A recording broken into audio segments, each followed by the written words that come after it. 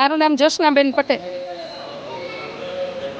આજે આ વહેલી સવારથી 5 વાગ્યાથી અહીંયા વડલાની પૂજાનું ચાલુ થઈ ગયું છે અને વડ સાવિત્રી અને બહેનોને એટલી બધી આસ્થા છે ને અહીંયા જો આ પેલા વાવાઝોડાના હિસાબે વડલો તૂટી ગયો હતો અને પડી ગયો હતો, છતાં એનું એક નાનું એવું રોપેલું છે ને તો એટલી બધી આસ્થા છે ને તે બહેનો પૂજા કરવા આવે છે અને લગભગ હું અહીંયા 20 વર્ષથી રહું છું। 20 વર્ષથી આટલી ને આટલી ગીર્દી હોય છે અને 20 વર્ષથી હું સેવા પણ કરું છું।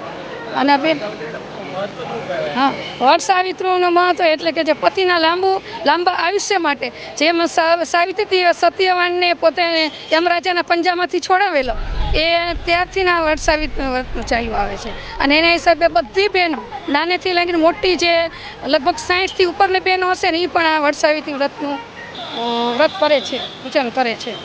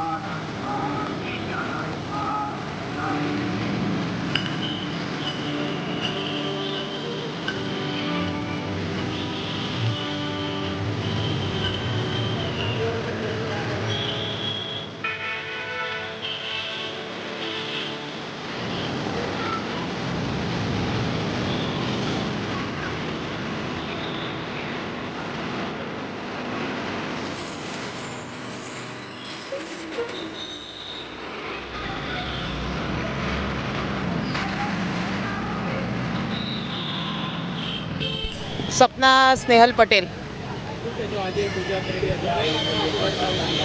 વડની પૂજા એટલા માટે કરવામાં આવે છે કે વરના માટે કરવા હસબન્ડ માટે કરવામાં આવે છે, એમની લાંબી આયુ માટે। બધી વિધિ એવી હોય છે કે પ્રદક્ષિણા કરવાની હોય છે, એમાં ફળ ફૂલ તમારે જે પછી ઈચ્છા હોય તે પ્રમાણે તમારે દક્ષિણા આપવાની હોય છે। વરને લાંબુ આયુષ્ય મળે એના માટે ખાસ હોય છે। છોકરાઓ માટે બી હોય છે પણ વરની પહેલાં હોય છે, પછી છોકરાઓ માટે હોય છે। બસ ને પૂજા પછી કંઈ બી ખાઈ શકાય છે, કોઈ બી એક ફ્રૂટ ખાઈ શકાય છે।